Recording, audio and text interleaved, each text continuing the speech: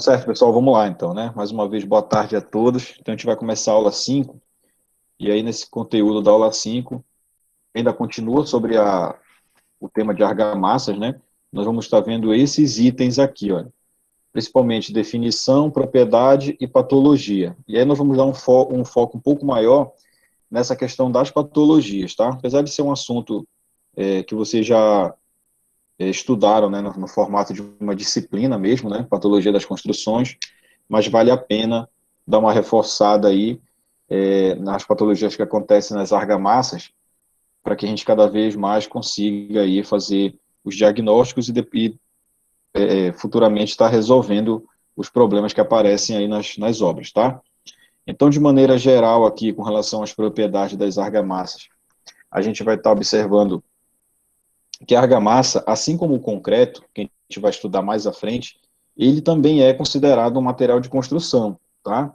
Então, a argamassa, a gente tem que observar sempre que ela vai ser um novo material de construção que nós vamos estar produzindo a partir da mistura de outros materiais de construção, né? No caso aí, da argamassa, areia, cimento e, no caso, a água, tá certo?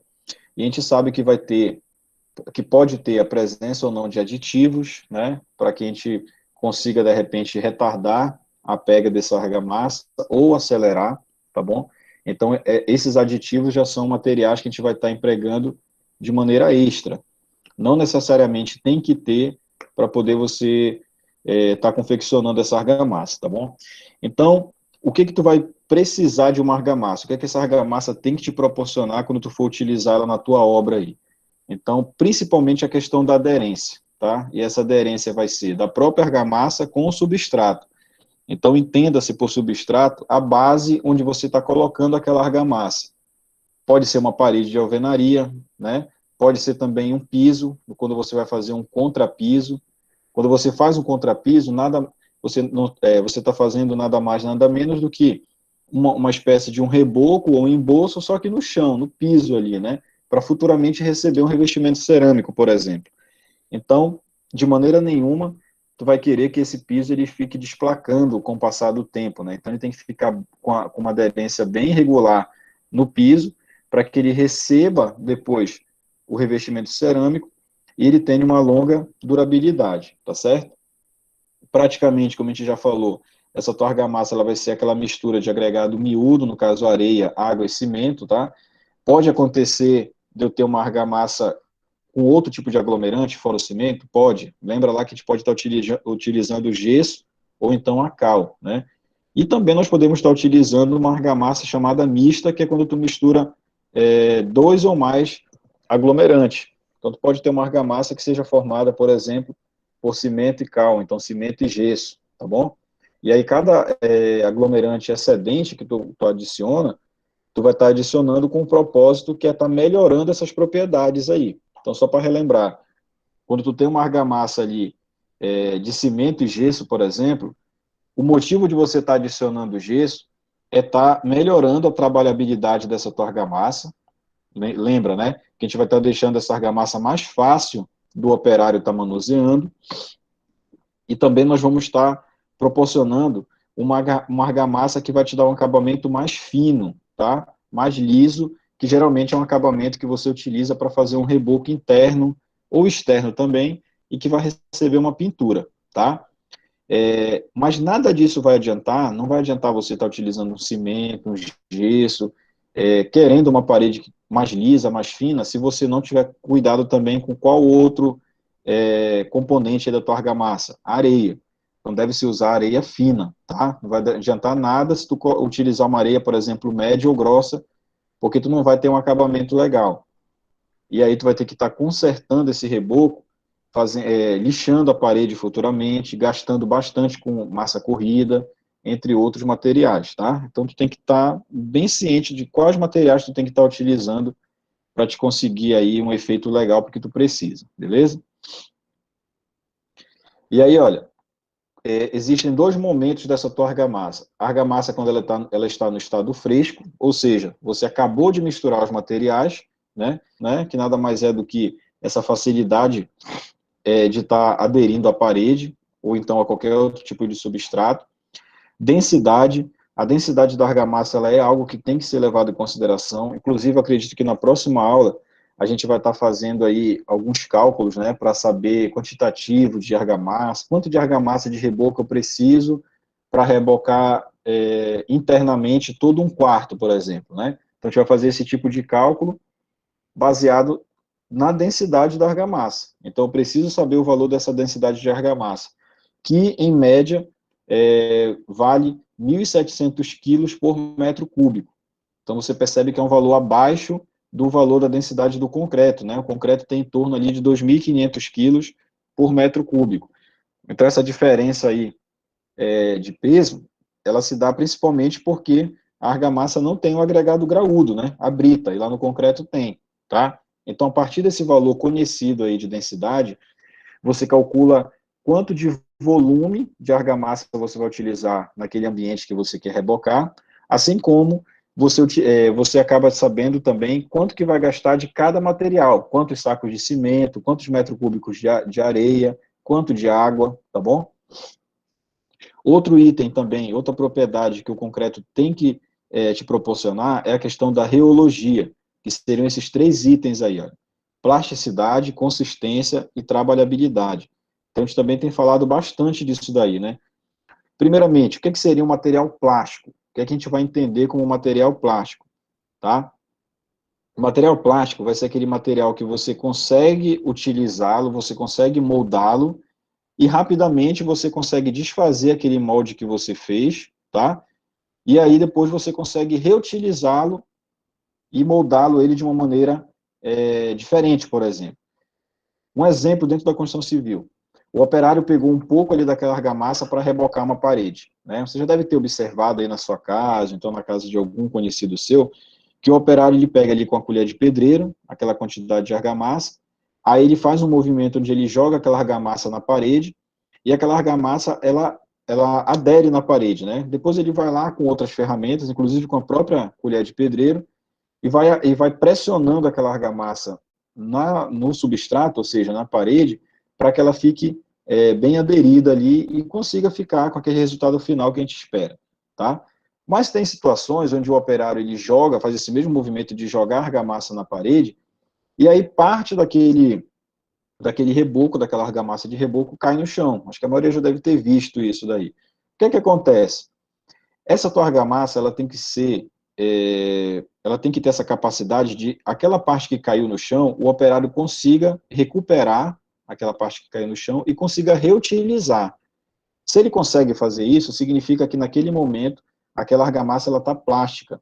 Ela teve ali um formato, na hora que ele jogou na parede, ela teve um formato ali, né, que tinha largura, comprimento e altura, ela cai no chão, ela perde aquele formato, e aí quando ele tira do chão e joga de novo na parede, ela readquire aquele formato, ou seja, ela conseguiu ter essa propriedade da plasticidade, tá, de reologia, que seria essa questão aí da deformação de algum tipo de material, tá? Consistência. Essa sua argamassa, ela precisa ter essa consistência de uma massa que ele consiga trabalhar, mas ao mesmo tempo não seja nem um material muito endurecido, muito menos um material muito aquoso, né? Com aquele aspecto quase que líquido, porque senão ele não conseguiria aplicar em nenhum substrato que fosse, nem no piso, nem na parede. Então a argamassa ela tem que ter uma certa consistência aí. E essa consistência, ela é muito relativa. Para uma pessoa pode considerar que aquele material está consistente, outra pessoa pode considerar que não, né? Quem é que vai determinar se esse material está consistente ou não? Principalmente no caso da argamassa.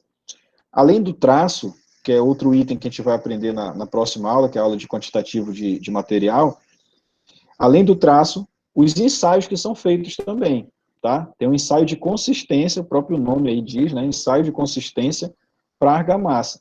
Esse ensaio de consistência ele vai determinar se esse material ele está ou não com uma consistência ideal ali, tá? E por último, a trabalhabilidade, que foi algo que a gente já comentou bastante aí, né? Que é a questão de você ter um material que seja fácil de trabalhar, fácil de manusear, tá bom? Outra coisa que nós temos que observar durante a tua argamassa ainda está nesse estado fresco aqui. seria a questão da retração, tá? Como é que a gente controla essa retração aí? Quando a sua argamassa, ela perde água muito rápido. Se durante esse processo, que a sua argamassa ainda está no estado fresco, ainda está pronta para uso, se você perceber que ela está perdendo água muito fácil, ou seja, rapidamente ela está ficando com aquele aspecto seco, isso é um problema muito grave, tá? Pois essa retração aí vai provocar para você futuramente rachaduras na sua parede, no seu reboco que você fez. E aí, ao contrário do que seria a retração, seria a retenção de água. Se você também perceber que esse seu material, essa sua argamassa, ela está demorando a secar, ou seja, ela está demorando a perder água, significa que ela está retendo essa água. E aí, quando ela retém a água, é um problema grave também, porque vai acontecer o seguinte, você vai rebocar aquela parede todinha, e em alguns pontos da parede você vai perceber que vai ficar aquelas manchas, como se tivesse molhado a parede em alguns pontos dela, né? Então isso daí é fácil de identificar.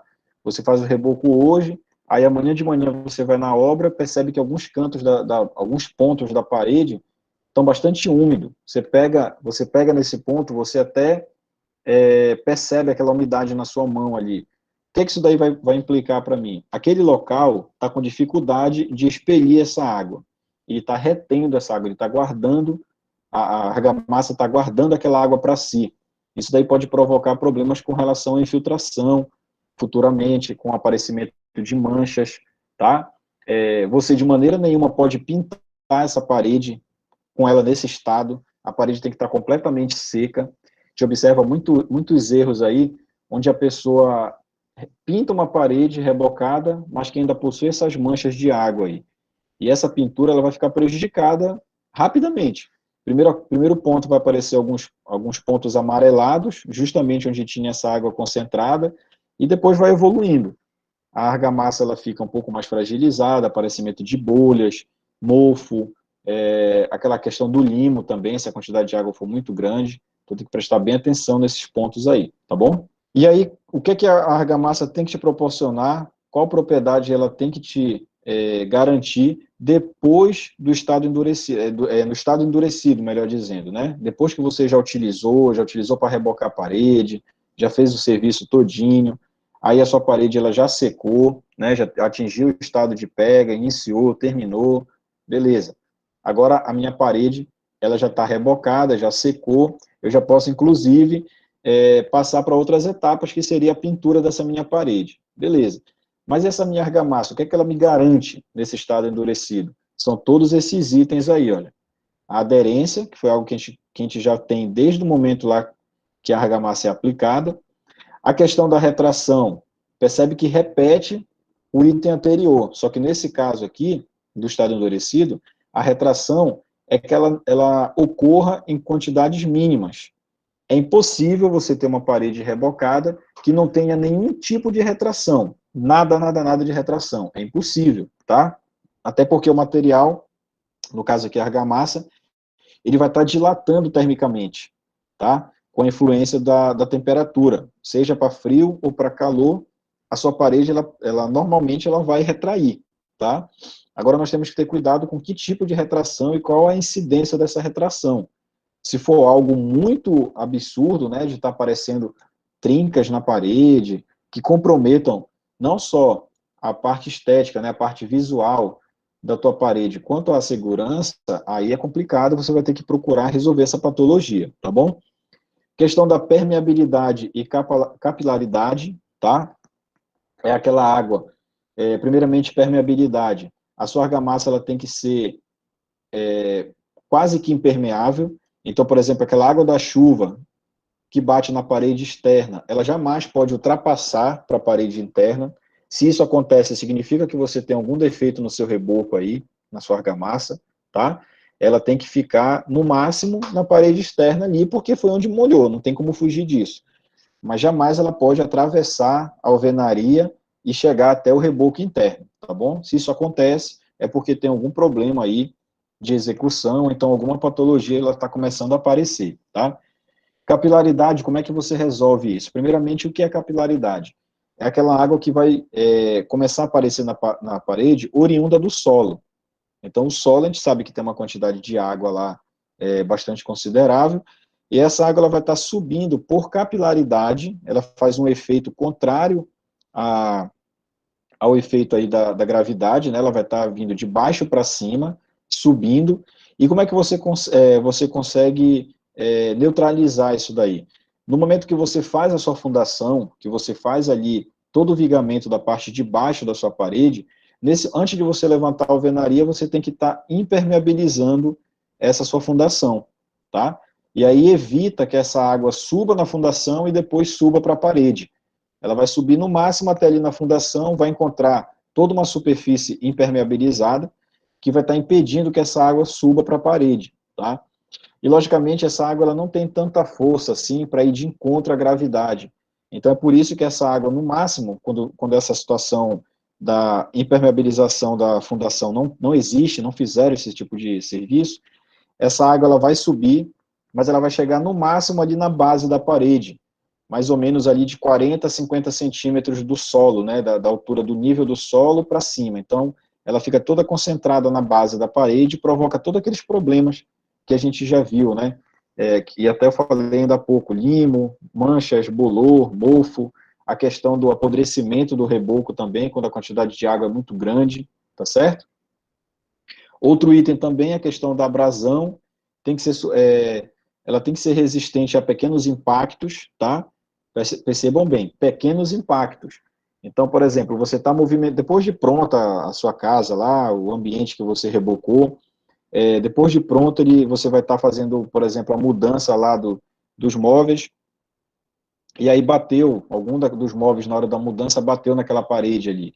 Tem que ser suficiente para o reboco não quebrar, não vir a rachar, ele tem que ter uma certa resistência a impacto, tá? A desgaste também, tá? Não confundir com cargas que sejam excepcionais, tá?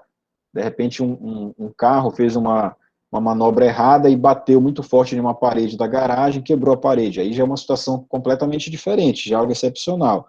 Então tem que ser uma situação como essa do dia a dia, de algum impacto ali provocado, mesmo que involuntariamente, né? Mas o seu reboco ele tem que ser resistente a isso, tá? A questão da elasticidade vai estar muito relacionado também à dilatação térmica, que eu falei ainda há pouco, tá bom? O teu reboco, quando você reboca uma parede, que ela tem um grande comprimento aí, acima de 6, 7 metros, você tem que fazer, no meio desse reboco, você tem que colocar uma junta de dilatação, tá? Essa junta de dilatação, ela vai estar ajudando com que esse seu reboco ele dilate sem comprometer, sem lhe retrair, causar fissuras e rachaduras.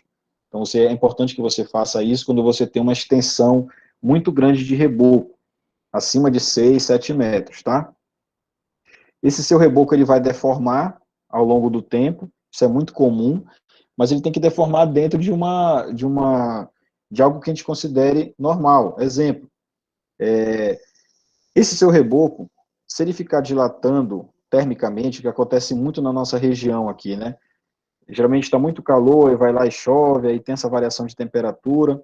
Esse seu reboco ele vai estar dilatando, ele vai estar deformando também. Com o passar do tempo, vão aparecer microfissuras. Essas microfissuras são normais também. Isso acontece tanto na argamassa, revestimento de argamassa, quanto no concreto, tá? Mas essas microfissuras, quase que imperceptíveis aí a olho nu, né, mais fino do que um fio de cabelo, isso daí são considerados normais. Quando já se aparece trincas, né, rachaduras que já fiquem muito críticas ali na questão visual, aí já é algo que foge dessas propriedades, já é uma patologia, tá? E essa questão da resistência basicamente se confunde com esse item de abrasão que eu comentei ainda há pouco, tá? Seu reboco ele tem que ser resistente e ter uma vida útil aí longa, né? De maneira geral, estima-se que uma residência, quando você constrói uma casa, a vida útil daquela casa deveria ser de aproximadamente 50 anos, tá? A vida útil para ela ser habitada. Não significa que quando você constrói, nos próximos 50 anos não vai ter nada de manutenção, que você não vai precisar fazer nenhuma manutenção na casa, não é isso, tá? Vai aparecer um telhado para trocar algumas telhas, uma pintura que tem que ser refeita, um piso que de repente ele desgastou com o tempo, você quer trocar aquele piso, são coisas normais, que não são consideradas patologias ou então defeitos de fabricação, tá? Defeitos de execução, melhor dizendo. mas aí você vai precisar fazer essas manutenções, tá? É diferente de vida útil. Quando a vida útil de uma residência ela acaba, ela termina, significa que ela não pode mais ser habitada, por exemplo. Então, ela ficaria praticamente condenada a servir de moradia para a gente, tá bom? Certo. Então, aqui, olha, com relação às propriedades que a gente deseja da argamassa, basicamente são itens que eu já falei, né? E aí eu vou considerar bem esse item aqui, ó, que é essa questão aqui da capacidade de sustentar os blocos, tá? O que é que isso daqui significa? O que é que você tem que observar? Isso daí foi até um exemplo que eu já falei na sala de aula, já falei também na disciplina que a gente trabalhou no passado, que era estrutura de madeira, né? Apesar de ser estrutura de madeira, mas eu lembro que eu dei esse exemplo. Toda vez que você observar uma construção, você vai observar que, por exemplo, estão construindo um prédio, fazem a laje, imediatamente depois eles fazem ali os pilares, depois faz a viga amarrando esses pilares na parte superior, né? E aí logo em seguida já fazem outra laje, né? E aí depois eles vão fazer a vedação com o tijolo, né? Vedar de um pilar a outro, por exemplo. Por quê? Esses pilares aí é o que realmente, a estrutura, melhor dizendo, né? Viga, pilar, fundação, laje, é o que realmente vai estar sustentando esse edifício. É ele que vai estar segurando todas essas cargas aí. A alvenaria, qual é o papel fundamental da alvenaria nessa situação? É vedar ambientes, né? É fechar ambientes. Então vai ter a vedação externa, que são aquelas paredes externas que vão estar fechando a sua casa, até a sua casa aí é dessa maneira também, e vai ter a vedação interna, que é o que vai estar separando o seu quarto do quarto do seu irmão, o seu quarto da sala, da cozinha, é aquela divisão interna da casa. Isso daí é uma vedação que vai estar segurando a sua casa, né, falando um português bem simples aí, ela que vai estar segurando, se eu quebrar a parede daqui do meu quarto, cai a casa todinha, não deveria, né, mas, por quê? Porque o que vai estar sustentando a sua casa é a estrutura. Quando a gente tem esse item bem aqui, olha, às vezes causa uma interpretação errada do aluno, olha, capacidade de sustentar os blocos. Fica parecendo que é a argamassa de reboco que vai estar segurando os blocos, e não é assim, é o contrário, tá bom? Você vai ter a alvenaria ali, você vai aplicar essa argamassa de reboco na alvenaria para estar revestindo ela, para ficar um acabamento melhor, né? E aí, essa argamassa, ela tem que ter essa capacidade de aderir nessa minha alvenaria e que não fique caindo, né? Com o tempo, então no momento da aplicação. Ela tem que ter essa capacidade de aderir e colar na minha alvenaria, tá? E aí o que é que acontece? A alvenaria, qual é o papel dela? É segurar esse meu reboco. Ela também tem um papel que é de segurar esse reboco e procurar não soltá-lo, tá? O que é que alguns operários fazem aí?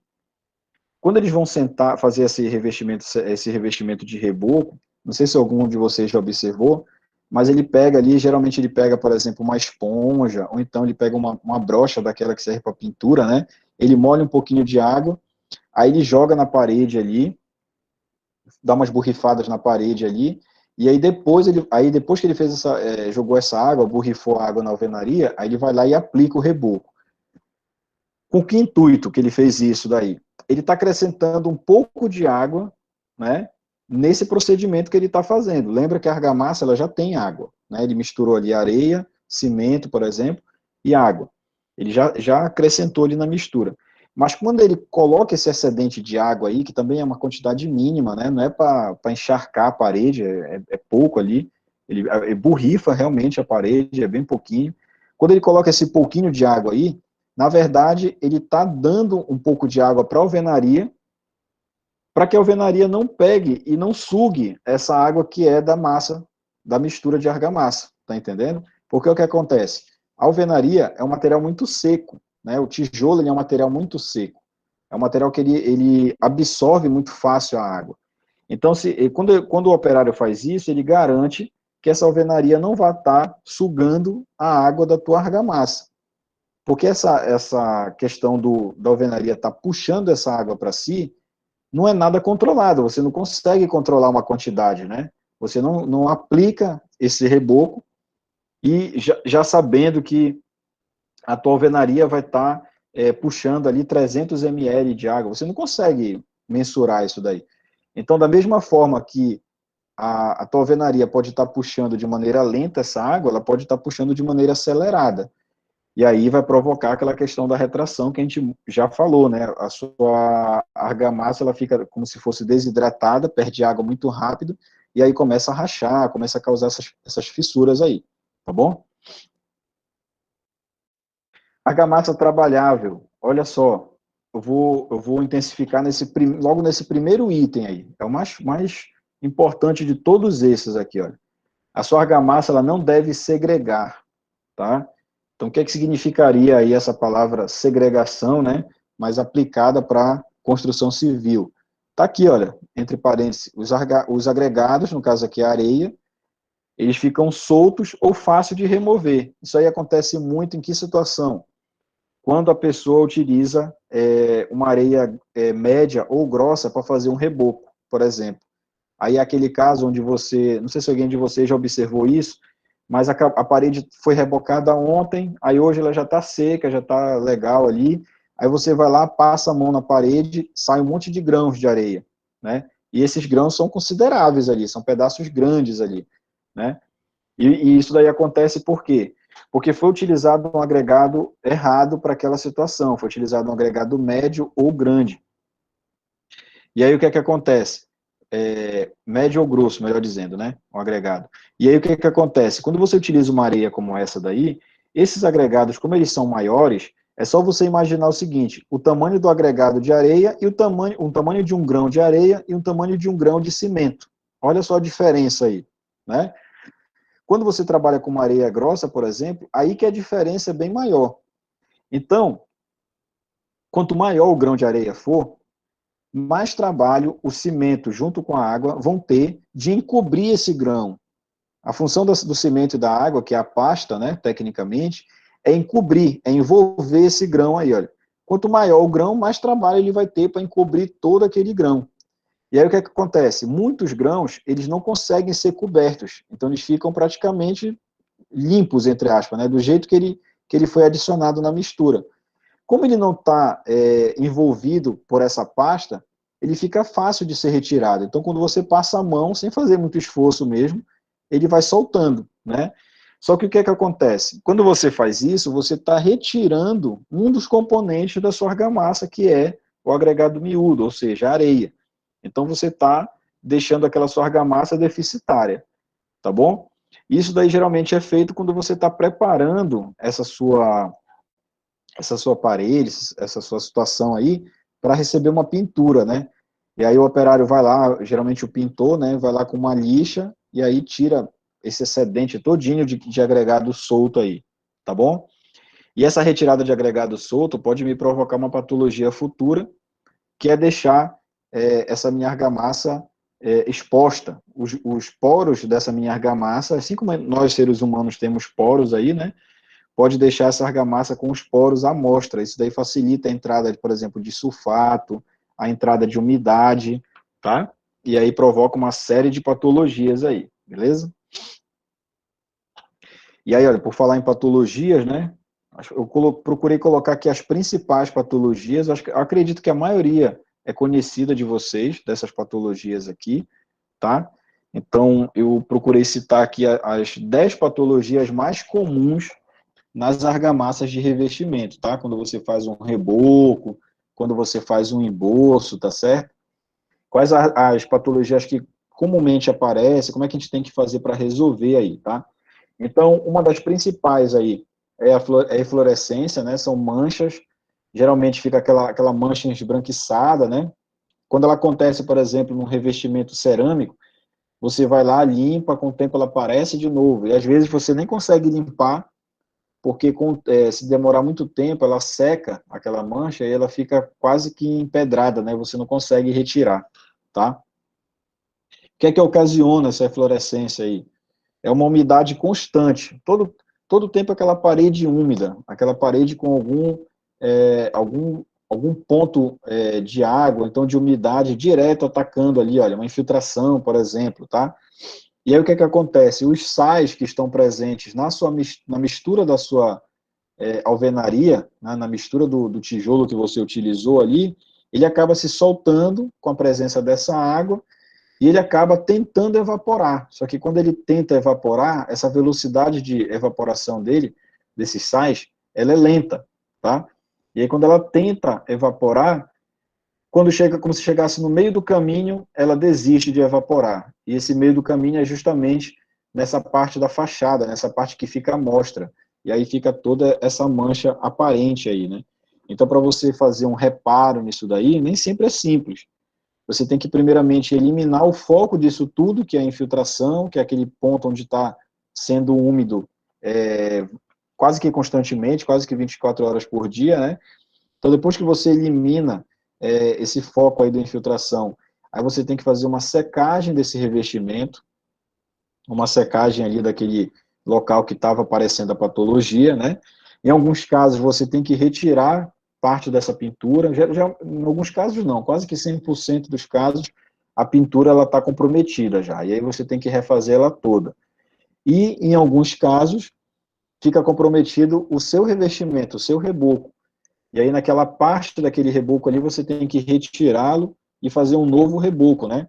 Como é que eu identifico que esse meu reboco ele vai ter que ser recuperado, que ele vai ter que ser trocado? Quando ele tiver com essa característica aqui, olha, pulverulência, né? Então, quando esse meu reboco ele está pulverulento, ou seja, com aspecto de pó, você passa a mão e vê aquele pó muito fino saindo na sua mão, né? Saindo nos seus dedos, significa que você vai ter que retirar aquele trecho ali onde tem aquele reboco e recuperá-lo, né? Fazer um novo reboco naquele trecho ali. Então, geralmente, ele é apresentado dessa maneira aqui, ó. Percebo aqui as manchas brancas, né, causadas pelos sais que saem da tua alvenaria, tá bom? Então, em alguns casos, além da pintura, você tem que recuperar também o seu reboco. E em casos mais extremos, aí já é um pouco mais raro, você tem que estar recuperando também a sua, a sua alvenaria, né? O seu tijolo praticamente ele já fica fragilizado por estar muito tempo úmido, tá bom? Outra patologia ali seria o bolor, né? Isso daí tem aos montes lá nas salas de aula lá do IF, né? Se tu puxar pela memória aí, tu vai lembrar que próximo ali às janelas, né, da sala de aula, tem muito isso daí, essas manchas esverdeadas, né, ou então um pouco mais, com um tom um pouco mais escuro, né, que ele mostra o revestimento completamente comprometido. Então, a causa é basicamente também a mesma, a questão da umidade constante, em áreas onde chove muito e, de repente, não tem exposição do sol. Aí, se você for lembrar, bora pegar como exemplo o caso lá da sua sala de aula, né, que você estudava lá no IFPA. Aquela tua sala de aula, ela tem pouca exposição do sol. Ela só tem exposição do sol nas primeiras horas do dia, né? E, na verdade, nem nas primeiras horas do dia, porque o que é que acontece? Como logo do lado da tua sala tem aquela parte ali do LED, do laboratório, então nas primeiras horas do dia, tá sombra naquela parede ali. Então o sol ele vai começar a aparecer numa faixa de tempo muito curta, que é por volta ali de 10, 11 da manhã até um certo horário da tarde ali, 2 horas, 2 e meia. Logo, depois disso, o sol ele já está indo para o outro lado, né? Já está indo para o lado poente, né, lá para o lado do estacionamento, e aí aquele paredão todinho ali da tua sala, ele fica sem contato com o sol. Só que o contato com o sol ele é reduzido, só que o contato com a umidade não. O contato com a umidade ele é quase que 24 horas. E aí o que é que acontece? Essas manchas aparecem aí, e para você reparar isso daí, você vai ter que primeiramente eliminar novamente, né, esse ponto principal da umidade. E aí você tem que lavar toda essa região aí com uma solução de hipoclorito, né? Porque aí esse hipoclorito ele vai estar combatendo aí todas essas manchas que estão sendo provocadas. Ele vai estar lavando aí, inclusive, também os sais que podem estar ocasionando a patologia anterior também, né? Que às vezes você tem duas patologias no mesmo local, então você tem que tomar esse cuidado também para identificar as duas. E aí depois você faz o reparo é praticamente o mesmo nessas situações aí, né? refazer a pintura, ver se tem a necessidade de você refazer também o revestimento com argamassa, né? Se a tua parede, teu reboco ali não foi comprometido também, tá bom? Então, olha só, situações como essa tem aos montes lá na IFPA, né? Nas salas de aula a gente verifica bastante, no auditório também tem, praticamente todo lugar tem, né? No caso aqui, a dificuldade seria ver onde não tem, na verdade, né? Mas praticamente todas as salas têm essa situação aí, né? Beleza? Aí tem aqui as vesículas.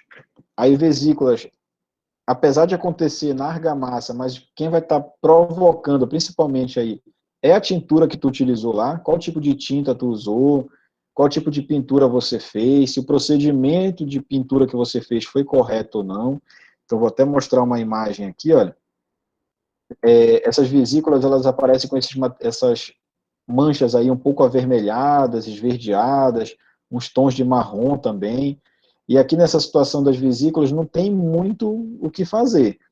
Nesse caso aqui, 100% dos casos praticamente você tem que consertar não só a pintura, lógico, né, que ela já está completamente comprometida, você não vai deixar o ambiente da sua casa, da sua obra dessa maneira aí, mas é quase que 100% da totalidade, você tem que recuperar também o seu reboco. O seu reboco ele fica muito prejudicado, tá?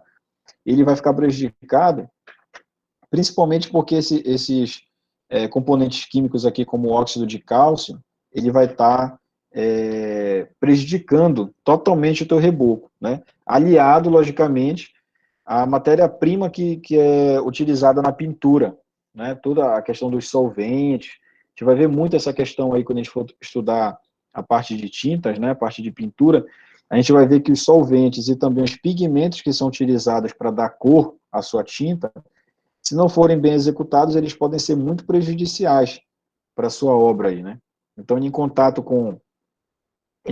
principalmente com o seu reboco, ele pode estar lhe causando um problema gravíssimo aí, né? Então fica aquele aspecto um pouco a parede fica com aspecto de enferrujado, mas na verdade não é que contenha material que seja corrosivo ali naquele trecho, mas sim a mistura desses materiais, tá? O óxido de cálcio com a presença de componentes da sua tintura, tá bom? E aqui não tem muito o que fazer, como eu falei, né? Tem que renovar esse reboco e refazer a pintura, tá bom?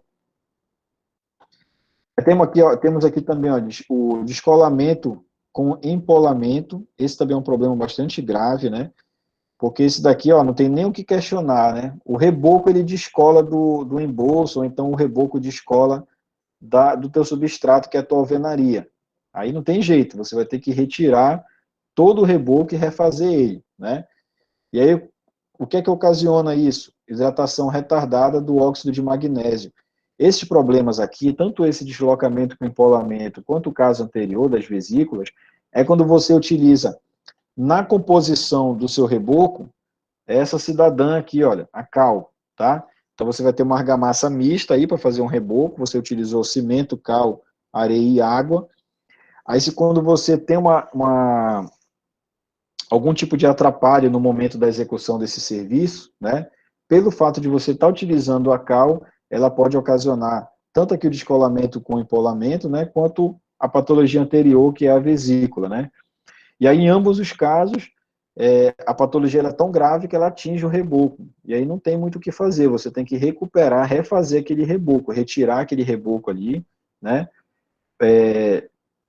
De maneira, assim, até de maneira preferencial que você faça essa retirada do reboco com uma maquita, para evitar estar quebrando com uma talhadeira, né, que pode provocar outros problemas, então retire com uma maquita, porque fica até mais fácil de você recuperar depois o reboco, deixar tudo nivelado, para que não fique a amostra aparente na pintura depois, né, que aquele trecho ele foi retirado e fique marcado ali na parede da sua casa ali, tá bom? Então aqui está o descolamento com o empolamento. A primeira coisa que vai estar te chamando a atenção, o primeiro sintoma aí vai ser na pintura, lógico. Todos, né? Todos a pintura ela é a primeira atingida.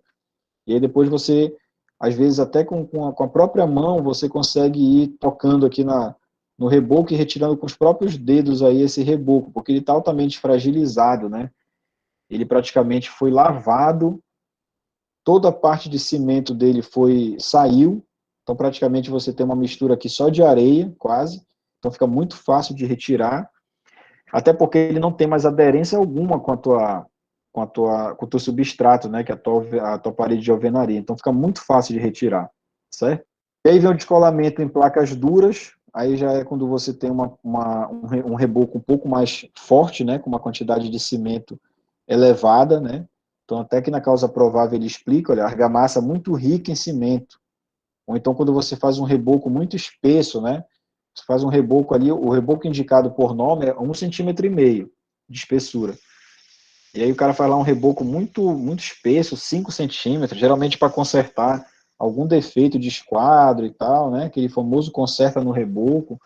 Então, situações como essa, ou então onde você tem uma argamassa com uma quantidade de cimento exagerada, aí você pode ter essa questão do desplacamento aí. E aí eu reparo, novamente, você tem que estar retirando essa camada aqui pré-existente, né? Aí você vai ter que recuperar fazendo um chapisco, primeiramente, que é para poder o teu substrato ele ter resistência, ele ter aderência, melhor dizendo, né? Ele vai ficar com aquela superfície rugosa por causa do chapisco, e aí ele vai receber um novo reboco, tá bom?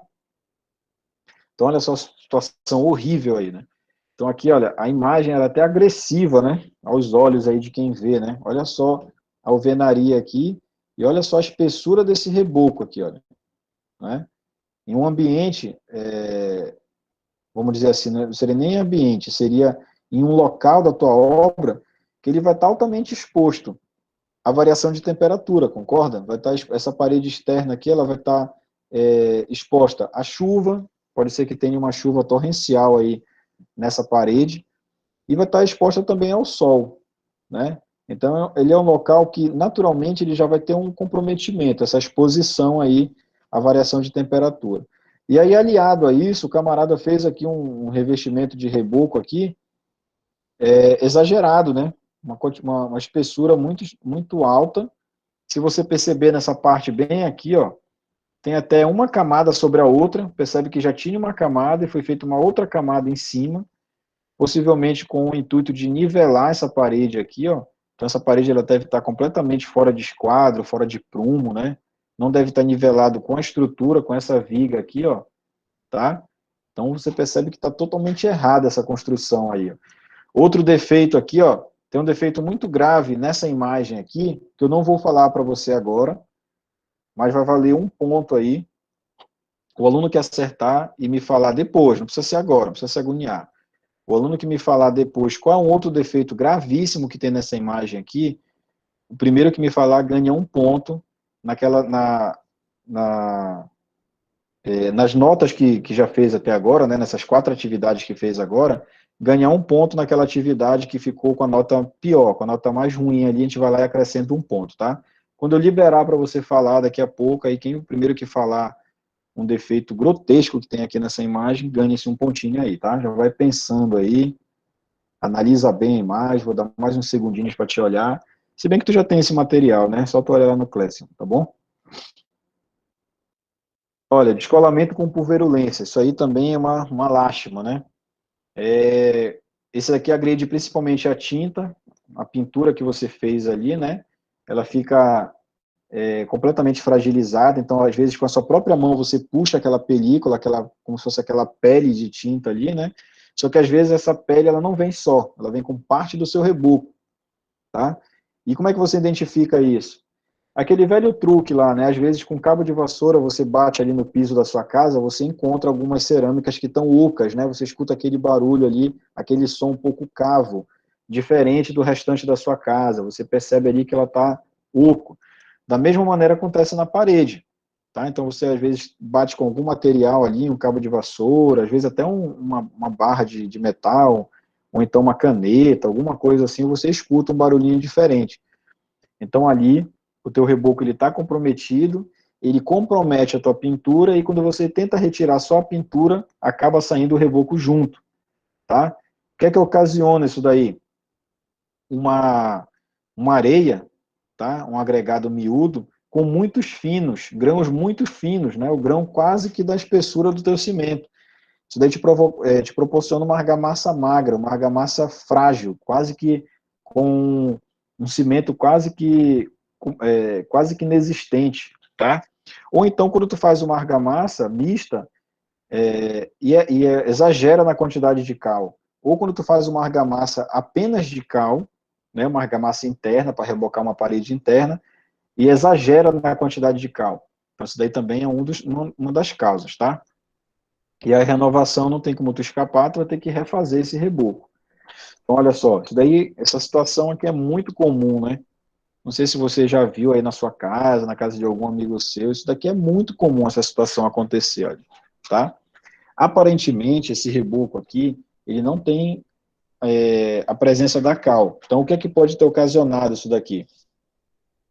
Um reboco muito frágil, uma argamassa muito frágil, com uma quantidade de areia, com grãos de areia muito fino, ou então uma argamassa muito fragilizada, pouco cimento para muita areia, né? Você percebe até pela coloração, olha, que é uma coloração muito que foge daquele cinza do reboco que a gente conhece, né? Então tem pouquíssimo cimento aqui.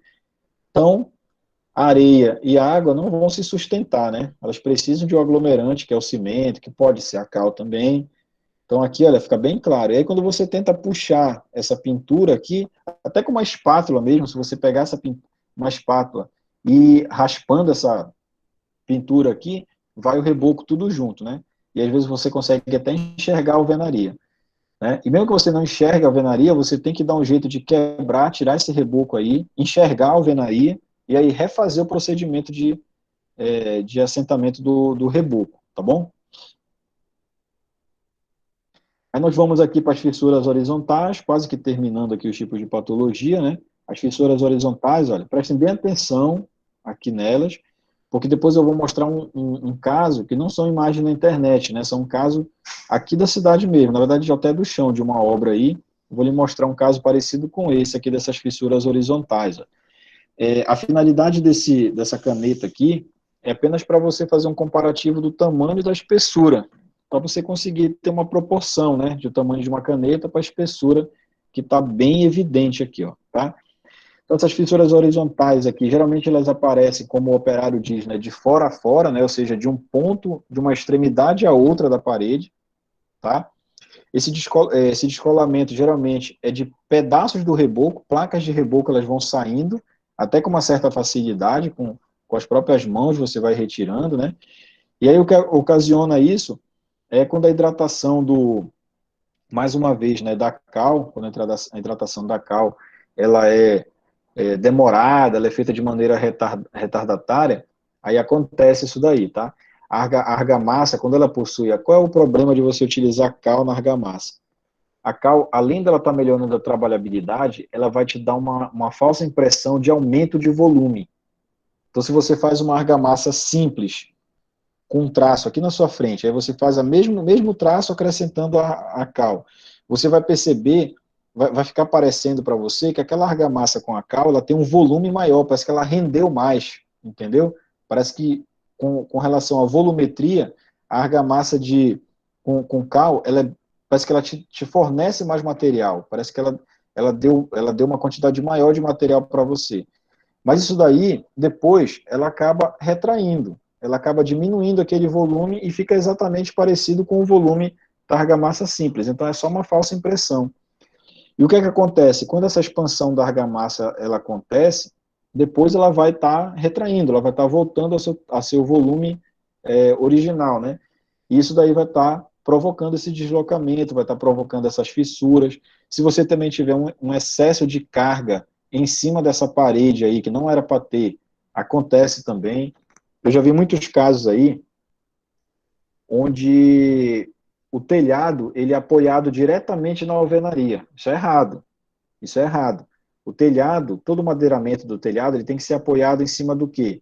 De uma cinta, como se fosse uma viga, que vai estar passando no topo da parede, não é isso? Então você levanta a parede todinha ali de alvenaria, no final da parede você faz uma cinta, como se fosse uma viga, em cima da tua alvenaria. aí sim você deposita essa carga do telhado em cima dessa viga aí, entendeu? Só que tem gente que faz diferente, né? O cara vai lá, faz o telhado apoiado na alvenaria.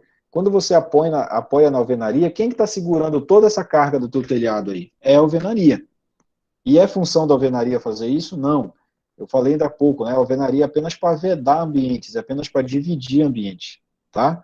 Então, toda essa carga do teu telhado, ela deveria ser apoiada na cinta, ou seja, no vigamento, para o vigamento transferir essa carga para os pilares transferir essa carga para a fundação e a fundação transferir essa carga para o solo. Então, percebe que é uma sequência aí de transferências, né? Então, quando você interrompe isso, então quando você transfere para um componente errado, aí vai dar problema na sua obra aí, tá bom? Então, nesse caso aqui, você vai ter que fazer toda uma renovação desse material que foi aplicado aí, dessa argamassa, né? De repente, você vai ter até que refazer essa argamassa. Então, olha só, nesse caso aqui, olha, isso daqui com o tempo vai desplacar facilmente, vai estar desplacando aqui, tá bom? Esse caso aqui também, se você não tomar uma medida corretiva aqui, o que é que vai acontecer? Essa rachadura cada vez mais ela vai estar abrindo e vai estar prejudicando a tua alvenaria, então a tua alvenaria também vai estar rachando e ela praticamente vai cortar a tua alvenaria. Então você vai ter essa rachadura tanto pelo lado externo quanto pelo lado interno. Em alguns casos você até consegue observar de dentro, você consegue enxergar o ambiente interno através dessa rachadura e vice-versa, tá? De tão elevado que ele ficou, tá?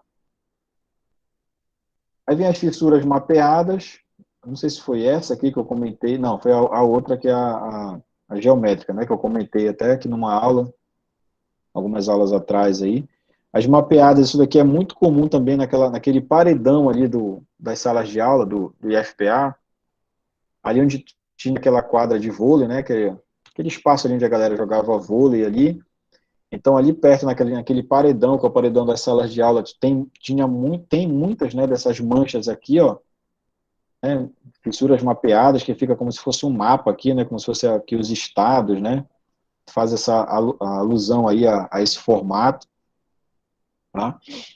E essas fissuras mapeadas aí, elas vão estar praticamente em todo o revestimento, quando aparece uma, geralmente aparece várias, tá? E aí, quando elas se encontram, só mostrar uma imagem para vocês aqui, ó. Ela começa em um ponto, quando ela faz esse giro todinho aqui, olha, que ela se encontra, geralmente essa placa bem aqui, ó, ela está completamente comprometida, ela consegue ser retirada por inteiro, essa placa aqui. No caso dessa parede, praticamente vai ter que revestir, vai ter que trocar todo esse revestimento aqui, ó. Porque você tira um, já tira outro, como se fossem pequenos blocos aí, pequenas camadas, né? E tem algumas situações que ela acontecem só em alguns pontos. Então fica mais fácil de recuperar, que eu acredito que seja esse caso da imagem da esquerda aqui, tá bom? Então você vai ter que reparar essas fissuras.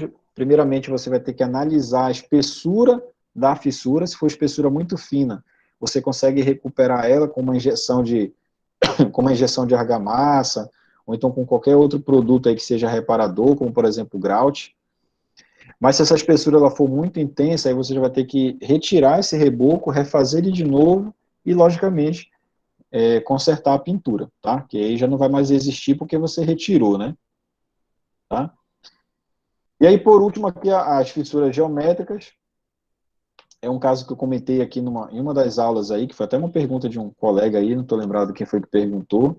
Essas fissuras geométricas aí, elas vão estar acompanhando todo o contorno de onde vai estar a argamassa de assentamento. Então, quem provoca isso daí é a argamassa de assentamento, né? Em que caso? Naquele caso onde tem uma quantidade excessiva também de cimento, você colocou mais cimento do que deveria para fazer aquela argamassa de assentamento, né? Ou então, quando você possui muitos finos no agregado. A sua areia, ela tem uma quantidade de grãos finos muito grande. Então, se a sua areia ela é fina, quase que da finura de um cimento.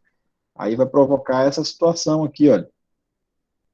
Vai começar a aparecer essas trincas aqui, olha, e ela vem contornando aqui o seu tijolo. Percebe que ela não atinge a alvenaria.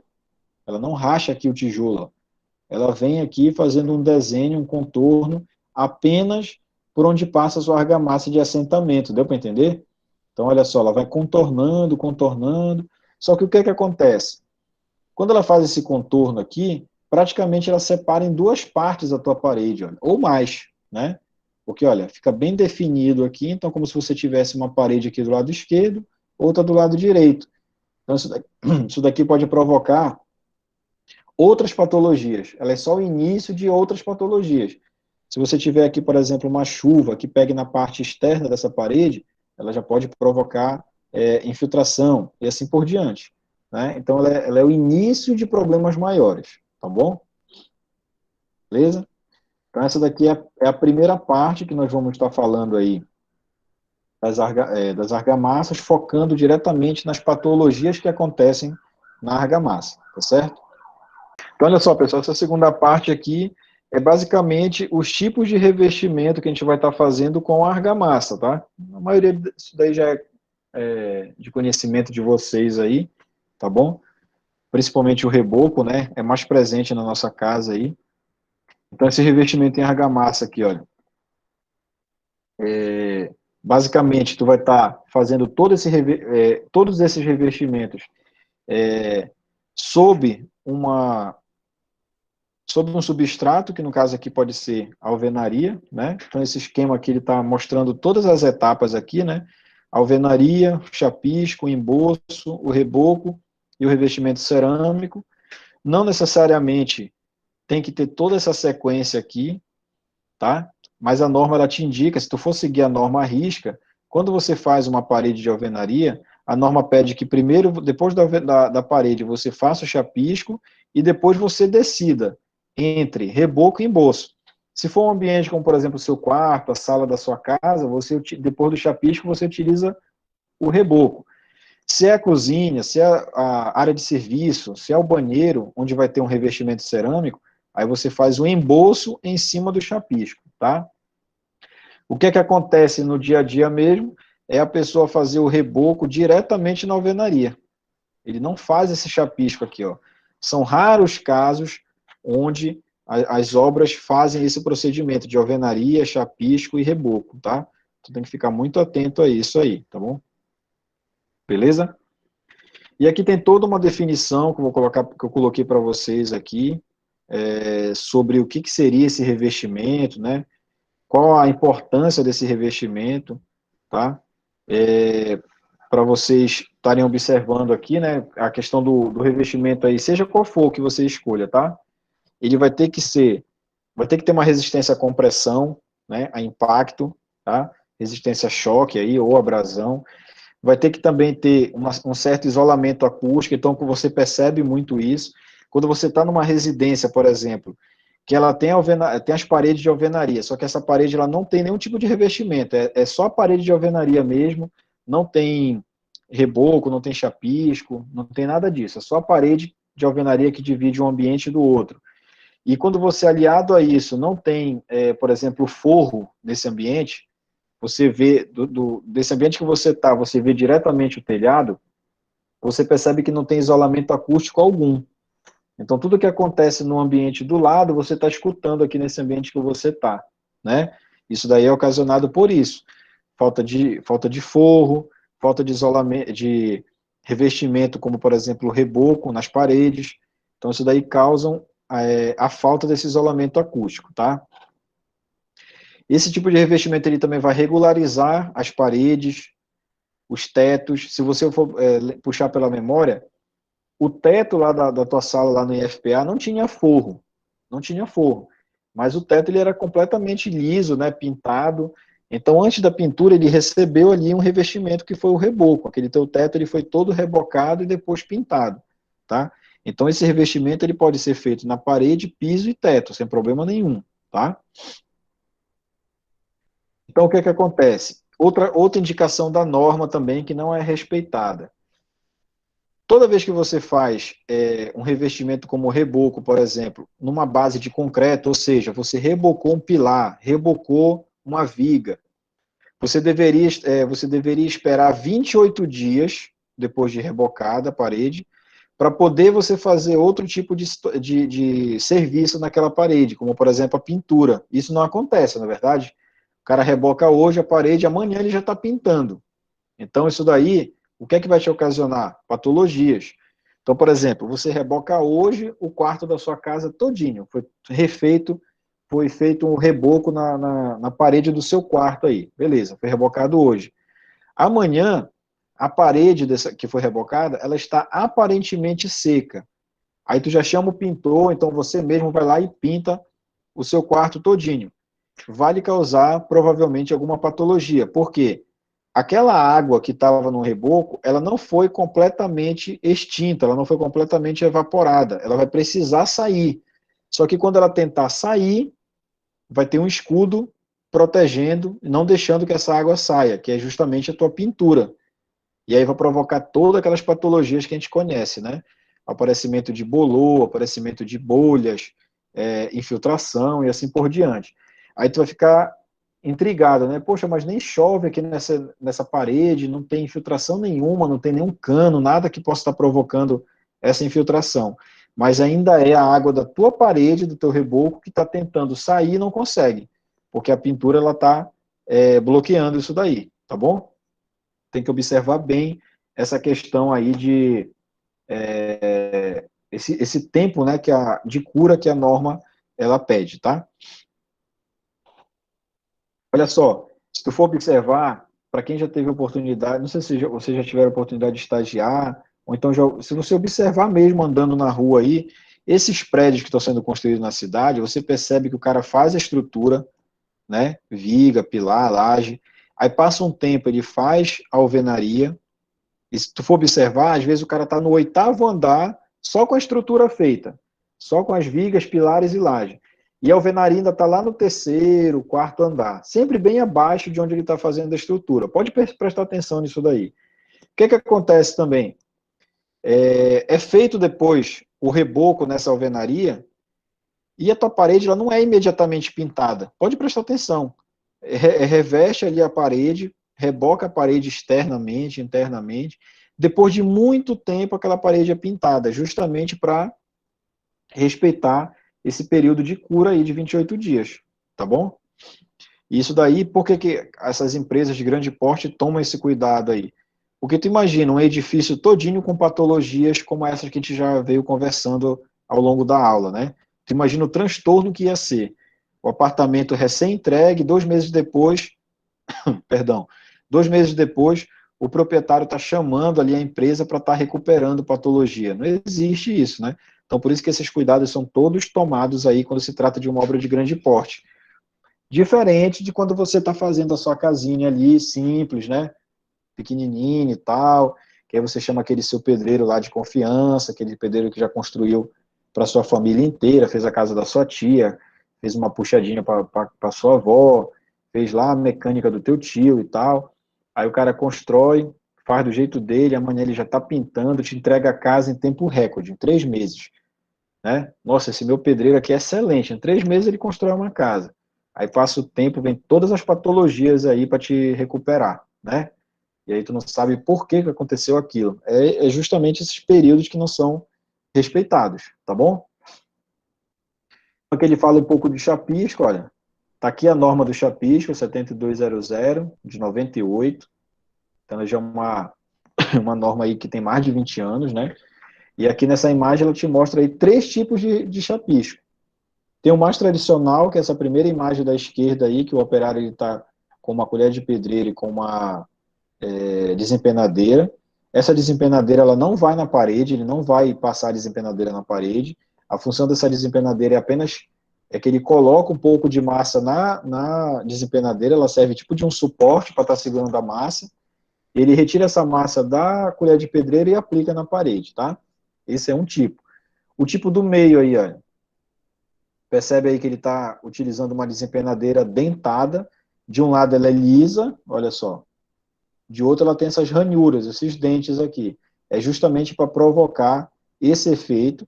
E esse efeito aqui com essas ranhuras te dão mais aderência. Fica mais fácil você aplicar um outro revestimento em cima desse chapisco, tá? Esse revestimento pode ser, por exemplo, um reboco ou então um emboço. E tem aqui, olha, o chapisco, chamado chapisco rolado, que é feito com esse rolo, onde ele é aplicado como se fosse uma tinta mesmo, olha, né? Ele é passado na parede como se fosse uma tinta, e ele fica com esse aspecto rugoso aqui, olha, tá bom? E aí a cura do chapisco, olha, pelo menos 3 dias. Então você fez um serviço de chapisco hoje, você tem que aguardar pelo menos 3 dias para que você faça, por exemplo, o outro revestimento que vai vir acima dele, como por exemplo um reboco, como por exemplo um emboço, tá certo? Quem que está te dizendo isso? Sou eu? Não, é a norma, olha, 7200. Então a norma te indica isso. Percebe que a norma ela não obriga ninguém a nada, ela apenas te indica, né? É tipo aquele conselho de mãe, olha, faz dessa maneira. Quando tu segue, dá tudo certo. Quando tu não segue, possivelmente vai dar problema, não é verdade?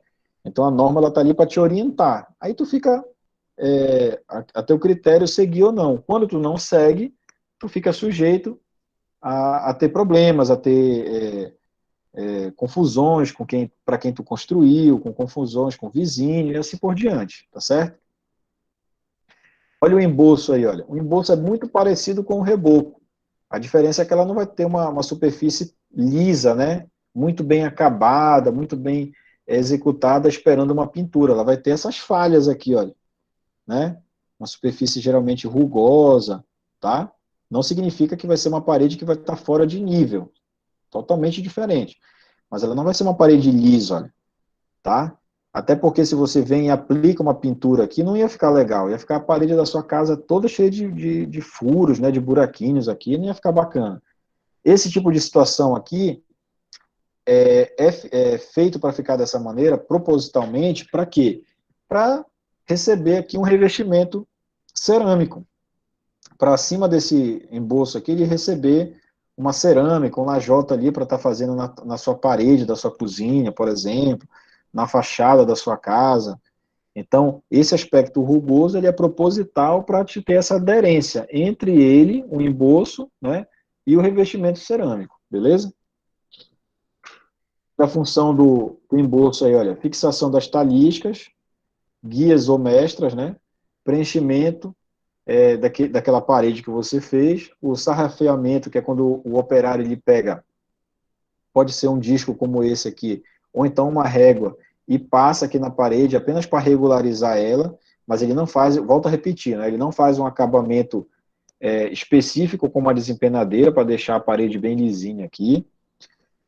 A aplicação desse embolso é feito também em alguns casos, né, de quinas e cantos de parede, para poder você ter aquele acabamento mais bem executado, mais liso, mais perfeito, né?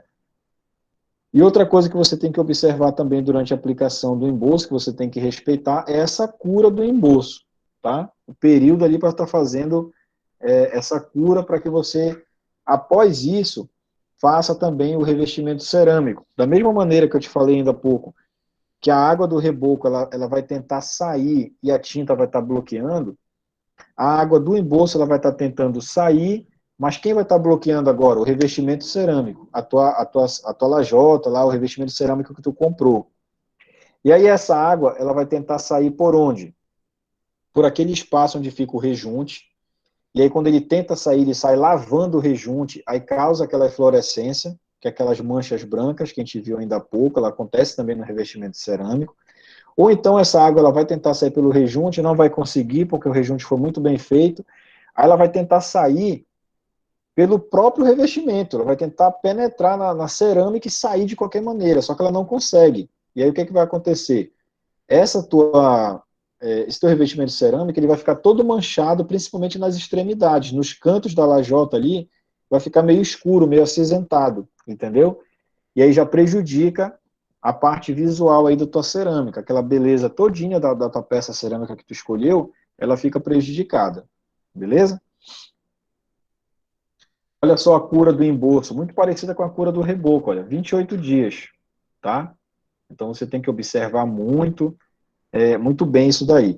Quando você faz um embolso que é de uma argamassa mista, não é só de cimento, já colocou uma cal, já colocou o gesso, principalmente o gesso, aí essa idade ela já cai aqui, olha, para 7 dias. Por quê? Tanto a cal quanto o gesso, eles são aceleradores de pega, né? Eles fazem também a cura um pouco mais rápida. É como a gente falou na aula passada.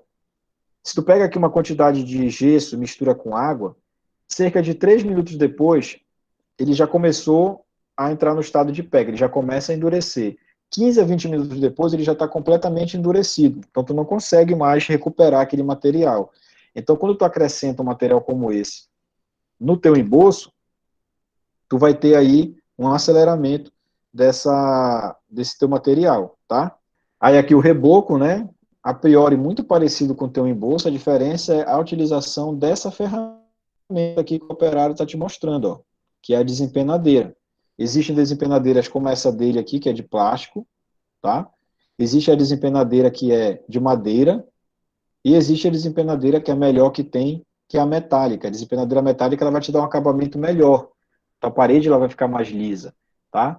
Porque a desempenadeira de plástico ela pode entortar um pouco, aí já não te dá um acabamento tão legal. A desempenadeira de madeira, a madeira você sabe que ela tem a questão das falhas, né? Pode sair um pedaço dessa desempenadeira, aí já vai te dar um acabamento não tão regular, tá certo? Então, a melhor desempenadeira para ser utilizada é a desempenadeira metálica, tá ok?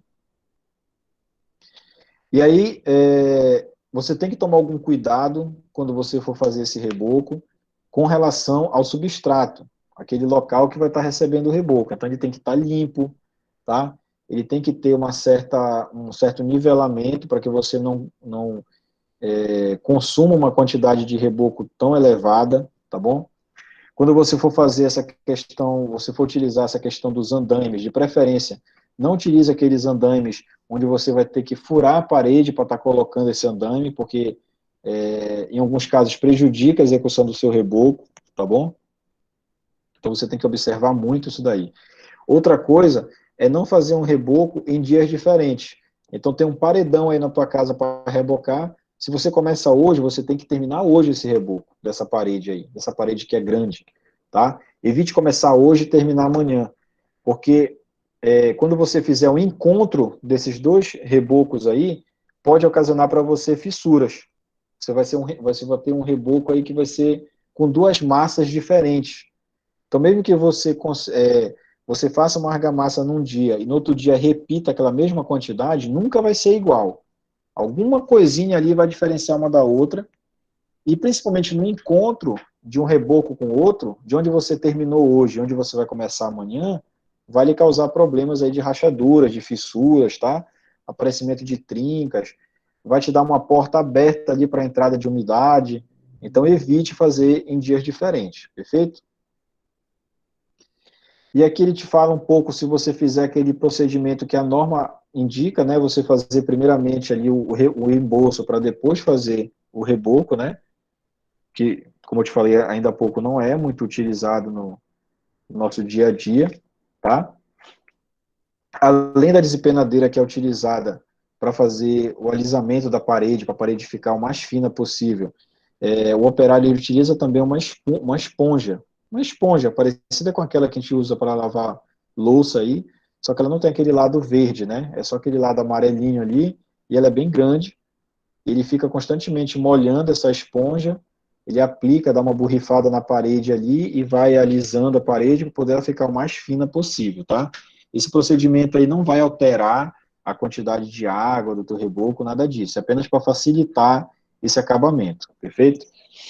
Olha só, o que essa imagem mostra para a gente é justamente a parte do sarrafeamento, né? Isso daí é comum tanto para o reboco quanto para o embolso. A diferença é que no embolso, depois que ele termina essa ação aqui, ó, já está pronto o embolso.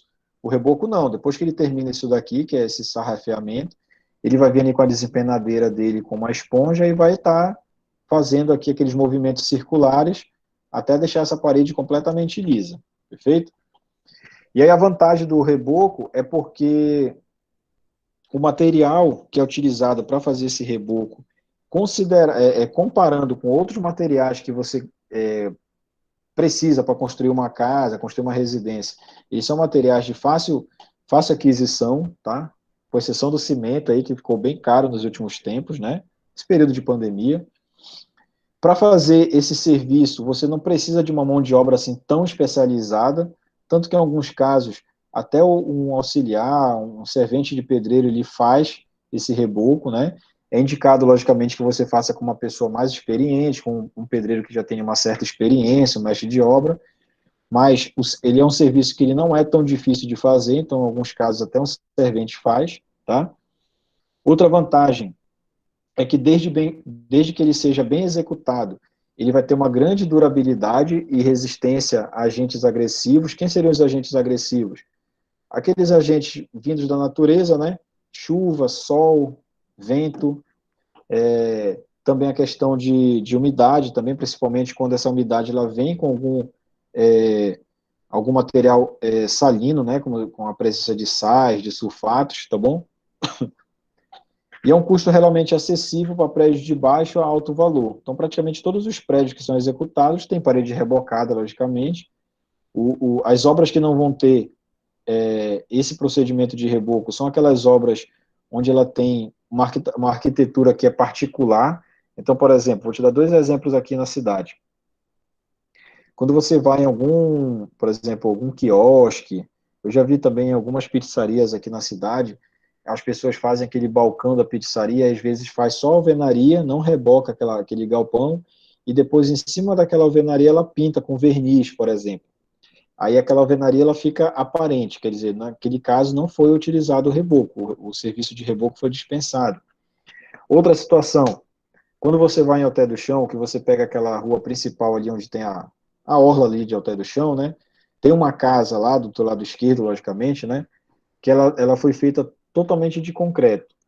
Então ela não tem, ela não é pintada, por exemplo, ela ficou com a cor do concreto aparente mesmo, ela não foi rebocada, não foi feito chapisco, nada disso. É uma casa muito bonita, por sinal, lá, que tem essa questão de não ter sido feito o revestimento depois de feita a estrutura.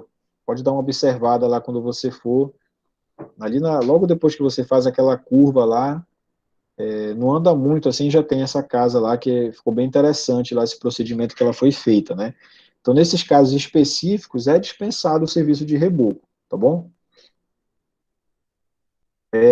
Olha só, aqui, quando você termina esse reboco aqui, olha, você vai ter como vantagem também, você vai poder fazer vários tipos de acabamento aqui, vários tipos de pintura, desde que seja uma pintura lisa, até uma pintura que seja com textura, por exemplo, tá? Ela vai poder receber vários tipos de pintura diferentes, vários tipos de tintas diferentes, sem problema nenhum, tá bom?